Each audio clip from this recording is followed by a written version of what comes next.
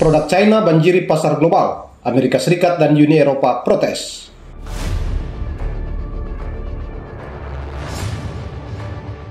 Diberitakan oleh berbagai media belum lama ini bahwa pasca COVID-19 perusahaan-perusahaan Tiongkok telah menyalurkan investasi jor-joran ke dalam produksi yang lebih besar, khususnya dalam industri seperti panel surya, kendaraan listrik, dan baja.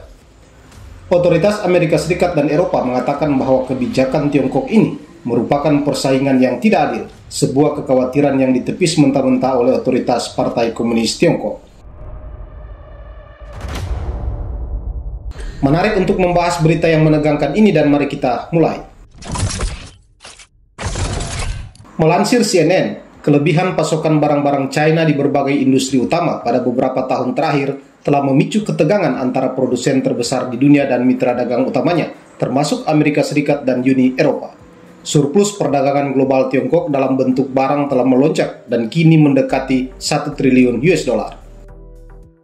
Amerika Serikat dan Uni Eropa merasa khawatir atas potensi dumping oleh Tiongkok, yaitu mengekspor barang dengan harga yang sangat rendah, dengan kendaraan listrik sebagai salah satu produk yang menjadi sasaran. Eropa tidak bisa begitu saja menerima bahwa industri-industri yang secara strategis layak dan menjadi basis industri Eropa tidak lagi mampu bersaing di pasar, kata Jens Esklund, Presiden Kamar Dagang Uni Eropa di Tiongkok kepada CNN. Tetapi di sisi lain, Tiongkok perlu meningkatkan ekspor sebagai langkah utama untuk menghidupkan kembali perekonomiannya. Beijing kini berfokus pada ekspor bernilai tinggi setelah menginvestasikan miliaran dolar dalam manufaktur canggih. Namun langkah tersebut tidak tepat waktunya menurut banyak pengamat, karena terjadi di tengah melambatnya pertumbuhan ekonomi global dan pergeseran konsumen barat dari belanja barang di era pandemi ke perjalanan dan rekreasi.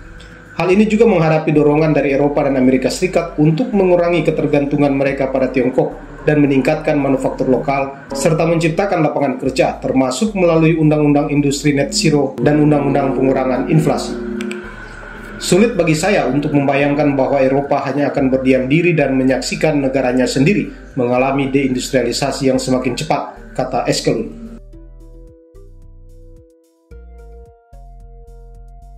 Sementara itu dipublikasikan oleh Biro Statistik Nasional China, harga ekspor China berada pada level terendah sejak 2009 ketika Barat terguncang oleh krisis keuangan global, dan surplus perdagangan barang Tiongkok meningkat lebih dari 2 kali lipat sejak pandemi, menurut Brad Setzer, seorang peneliti senior di Council on Foreign Relations.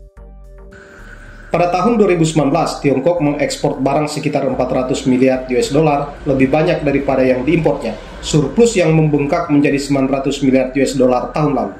Dari pakaian hingga mobil, ekspor barang-barang berharga murah Tiongkok meningkat setelah negara itu bergabung dengan Organisasi Perdagangan Dunia pada tahun 2001. Perekonomian dan pengaruhnya sebagai produsen juga tumbuh pesat sejak saat itu. Setelah menguasai produksi pakaian dan elektronik konsumen, Tiongkok kini mendominasi kendaraan listrik, panel surya, dan turbin angin, industri yang dipandang penting secara strategis di Eropa dan Amerika Serikat, karena keduanya berupaya menjadikan ekonomi mereka hijau dan mengurangi polusi yang memanaskan planet. Produsen panel surya Eropa telah tersingkirkan oleh persaingan Tiongkok, dan nasib yang sama mengancam industri anginnya.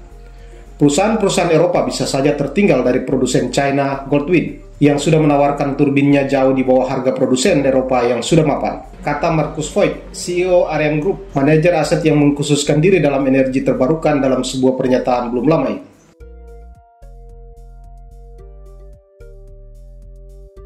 Data lain juga menyebut bahwa pada tahun 2023, BYD asal Tiongkok menyalip Tesla sebagai penjual kendaraan listrik teratas di dunia yang menandai kenaikan luar biasa bagi produsen mobil Tiongkok ini.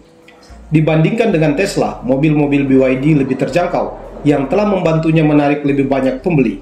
Model entry levelnya dijual di Tiongkok dengan harga yang setara dengan kurang dari 10.000 US dollar. Sementara mobil Tesla termurah, Model 3, harganya hampir 39.000 US dollar.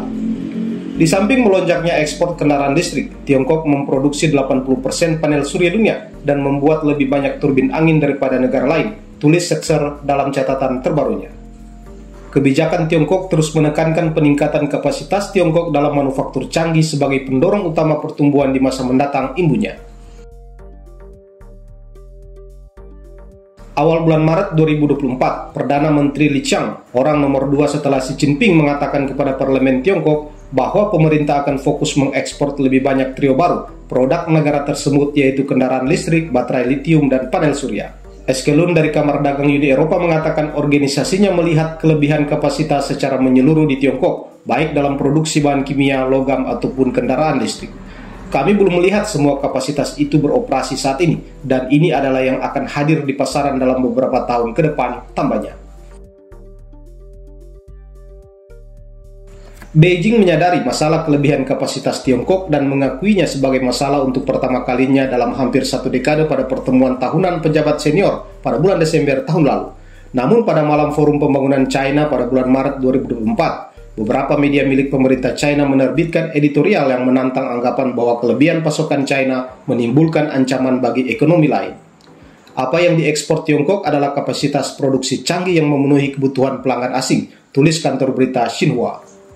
Namun Washington dan Brussels memiliki pandangan yang berbeda. Presiden Amerika Serikat Joe Biden baru-baru ini berjanji untuk menyelidiki apakah impor kendaraan China menimbulkan ancaman terhadap keamanan nasional.